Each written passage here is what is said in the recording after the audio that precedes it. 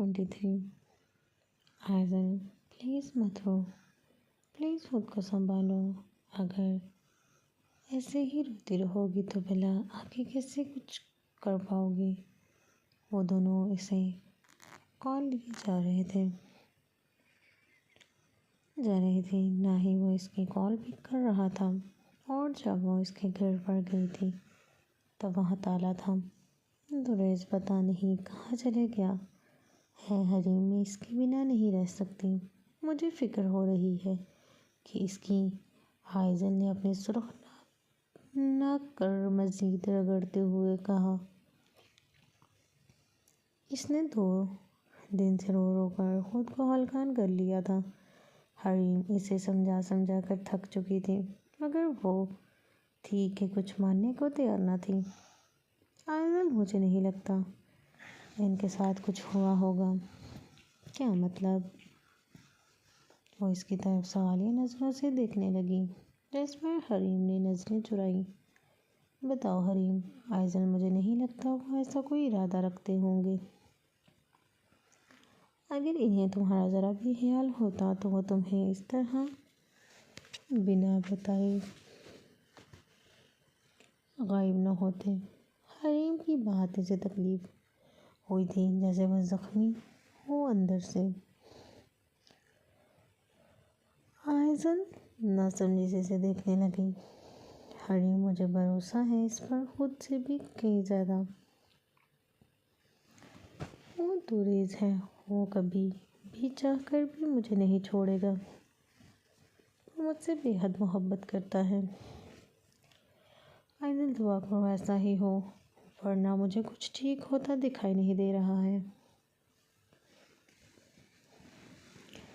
हरीम ने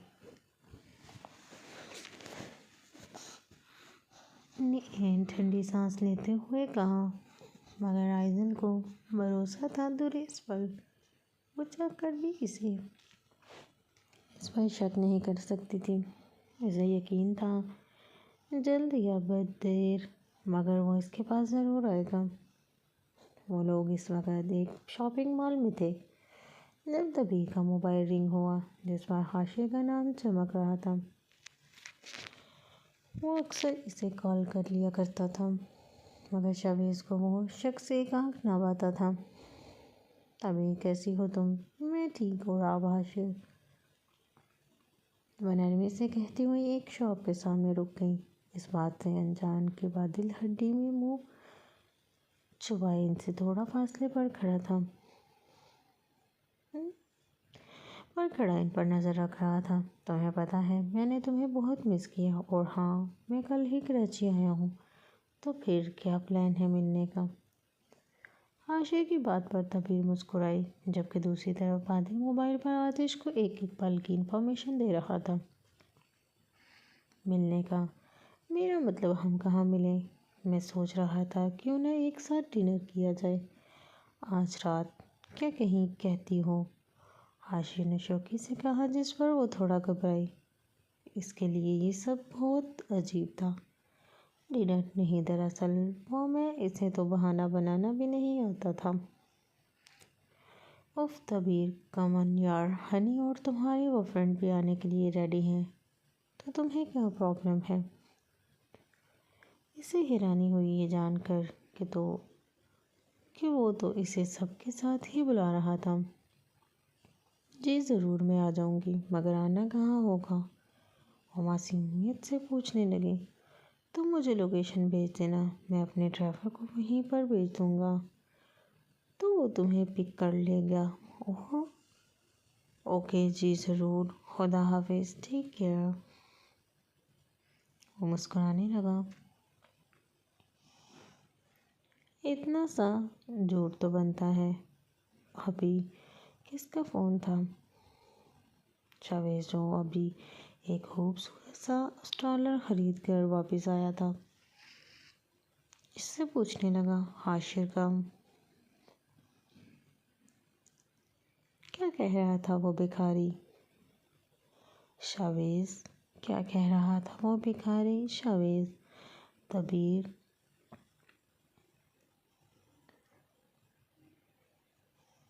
کیا کہہ رہا تھا بھکاری شاویز؟ تبھی اسے گوری سے نوازا۔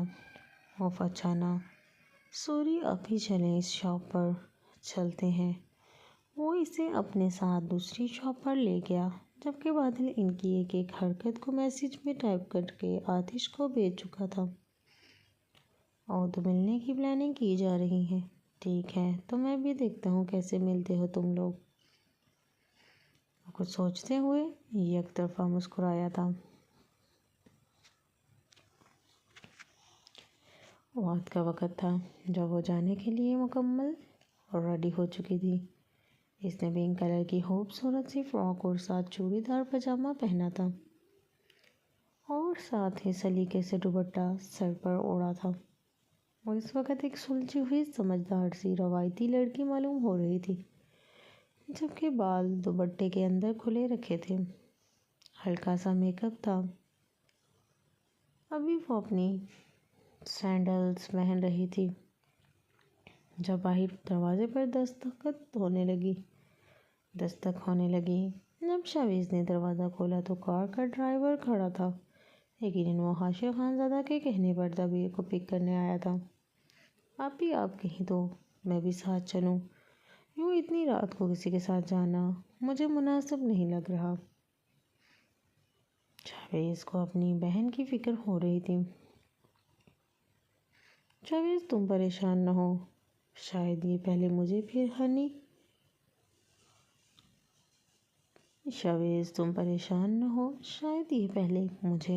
پھر ہنی اور رحمہ کو پک کریں گے، تو تم پریشان نہ ہونا، میں واپسی پر تمہیں کال کر دوں گی، پھر تم مجھے لینے آ جانا۔ تبیر کی بات پر اس نے اس بات میں سر ہلایا۔ بابا جان میں جا رہی ہوں۔ اچھا اپنا خیال رکھنا بیٹا، اور واپسی پر بھائی کو بلا لینا، یہ آ جائے گا لینے۔ جی ٹھیک ہے بابا جان۔ افتخار صاحب کو اپنی بیٹی پر پورا بھروسہ تھا۔ وہ آنکھ بند کر کے تبیر پر یقین کرتے تھے۔ کوئی چاہ کر بھی ان کے دل میں تبیر کے لیے شک پیدا نہیں کر سکتا تھا۔ بس یہی بات تھی جو تبیر کو ہر جگہ آنے جانے کی اجازت تھی۔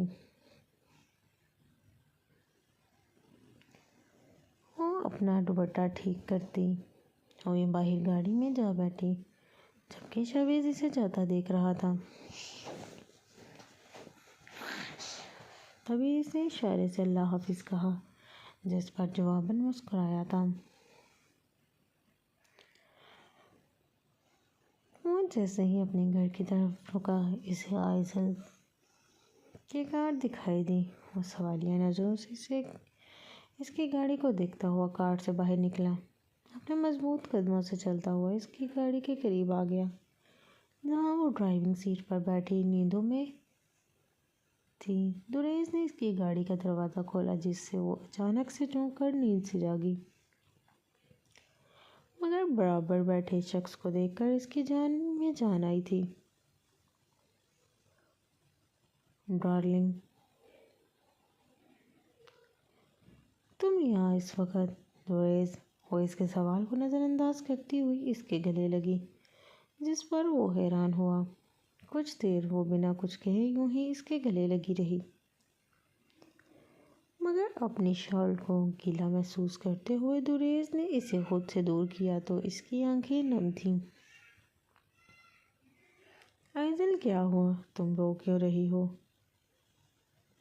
اسے ایسا محسوس ہوا تھا جیسے اس کا دل کسی کی مٹھی میں دبوچ لیا ہو۔ آئزل نے سرخ آنکھوں سے اسے دیکھا۔ دریز کہاں چلے گئے تھے تم کال پک کیوں نہیں کر رہے تھے؟ اس نے بامشکل یہ سوال کیا۔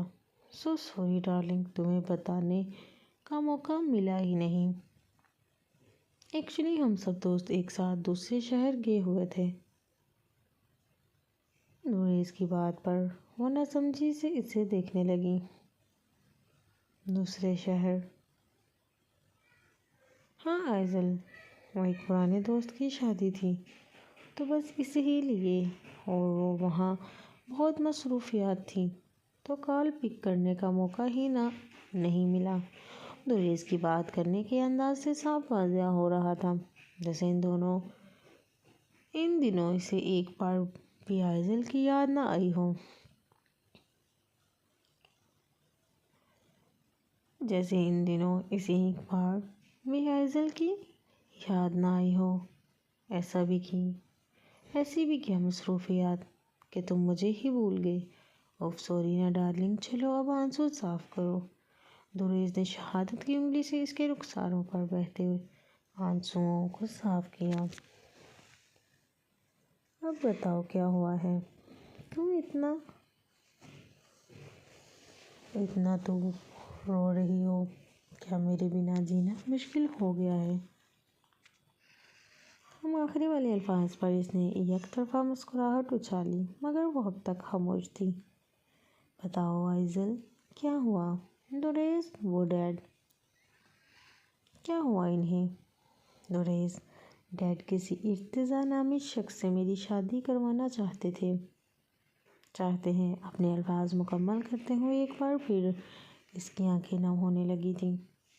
دوریز آئی برو کا زاویہ بنائے اسے بے یقینی سے دیکھے جا رہا تھا۔ کیا مطلب شادی؟ وہ ابھی اتنی جلدی؟ مگر کیوں؟ مجھے نہیں پتا۔ ڈیڈ کہتے ہیں کہ وہ میرے لیے بہتر ہے، اور ڈیڈ مجھ سے میری رضامندی بھی نہیں پوچھ رہے، بلکہ وہ زبردستی مجھ پر یہ فیصلہ مسلط کر رہے ہیں۔ جیسے جیسے وہ اسے بتاتی جا رہی تھی، دوریز کا غصہ اس کے چہرے کے بدلتے رنگ سے واضح ہو رہا تھا۔ دوریز، کچھ کرو، تم ڈیڈ سے بات کرو، کچھ بھی کر کے۔ دوریز، کچھ کرو، تم ڈیڈ سے بات کرو، کچھ بھی کر کے یہ سب روک دو پلیز، میں تمہارے بنا نہیں رہ سکتی۔ وہ ایک بار پھر اس کے گلے لگی تھی۔ اس کی قربت سے مخالفت وجود کے چہرے پر آیا۔ وہ غصہ پل بھر میں کہیں غائب ہوا تھا۔ تم پریشان نہ ہو، مجھے کچھ وقت دو، میں سب ٹھیک کر دوں گا۔ دوریز نے اس کے بالوں میں انگلیاں پھیرتے ہوئے کہا۔ آئزل کو یقین تھا اس پر، وہ اس کی سب سے بڑی طاقت تھا، ایک ہی تھا جو سب کچھ ٹھیک کر سکتا تھا۔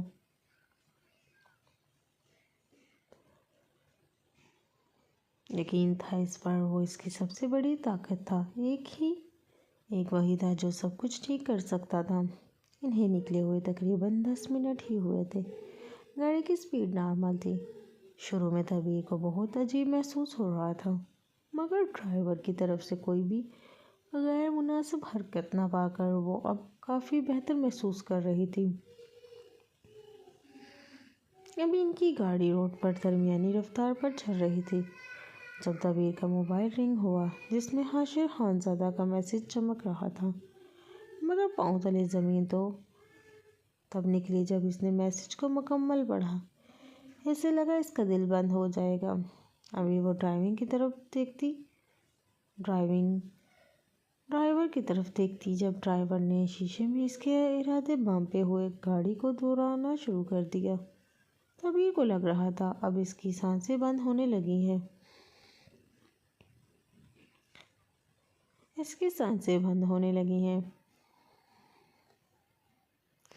یہ میسج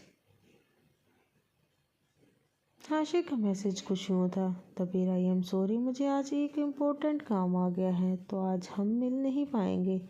تم انتظار مت کرنا، 1-2 دن میں فری ہو کر میں تمہیں ملنے بلا لوں گا۔ اگر یہ ڈرائیور حاشر خانزادہ نے نہیں بھیجا تھا تو پھر یہ شخص کون تھا؟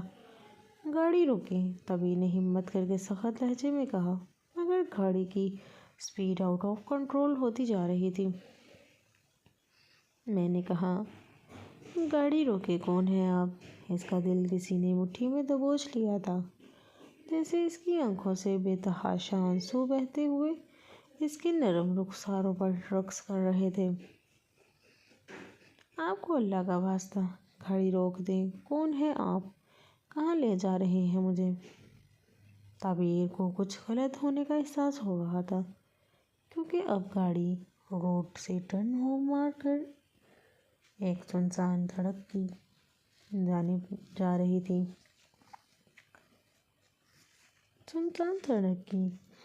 دوڑ رہی تھی۔ طبیر کا دل زوروں سے دھڑک رہا تھا۔ ایسا نہ کریں، آپ کو اللہ کا واسطہ ہے، کچھ تو رحم کریں۔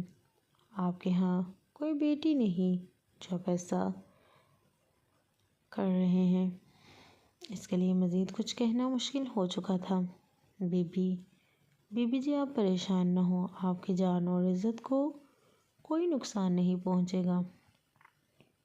ڈرائیور کی بات پر وہ حیران ہوئی۔ کیا وہ سچ کہہ رہا تھا یا پھر محض ایک جانسا تھا؟ میں نے کہا نا آپ گاڑی روکیں ورنہ میں چلتی گاڑی سے باہر۔ آگے وہ کچھ کہتی جاوید سے سنسان علاقے سے اندر جا کر سامنے ایک بہت بڑا بنگلہ بنا ہوا تھا۔ بی جی آپ کے سامنے ہاتھ جوڑتا ہوں، میرے لیے مشکل پیدا نہ کریں، میرے چھوٹے چھوٹے بچے ہیں، مجھے پیسوں کی ضرورت ہے۔ اگر آپ کو کچھ ہوا تو آپ کا تو پتہ نہیں، لیکن صاحب جی مجھے زندہ زمین میں دفن کر دیں گے۔ وہ ڈرائیونگ گاڑی بنگلے کے قریب لے کر جاتا ہوا پیچھے مڑ کر اس کے سامنے ہاتھ جوڑنے لگا، جبکہ طبیر کو کچھ سمجھ نہیں آ رہا تھا۔ آخر ان سب کے پیچھے کون تھا اور کسی کا ایسا کیا مقصد تھا؟ گاڑی جیسے ہی بنگلے کے سامنے رکی، طبیر نے جلدی سے موبائل میں نمبر ڈائل کیا، مگر یہاں تو سگنلز ہی نہ تھے۔ آخر کون کر رہا ہے یہ سب؟ آخر کس کی کیا دشمنی ہے مجھ سے؟ آخر کون کر رہا ہے یہ سب؟ آخر کسی کی کیا دشمنی ہے مجھ سے؟ وہ دل کے مقام پر ہاتھ رکھے سہمی بیٹھی تھی۔ وہ بہت پچھتا رہی تھی، اسے یہ کام پہلے کرنا چاہیے تھا کیونکہ یہ علاقہ آبادی سے بہت دور تھا، تبھی یہاں سگنلز کا آنا ناممکن تھا۔ نیکسٹ پارٹ جاری ہے۔ پلیز آپ کو میرا چینل پسند آیا ہو تو میرے چینل کو سبسکرائب اور آئی بیل کو پریس کریں تاکہ میری آنے والی ویڈیو آپ تک پہنچ سکے، اور میرا ناول پسند آیا ہو تو پلیز کمنٹ میں ضرور بتائیے گا۔ اوکے، اللہ حافظ۔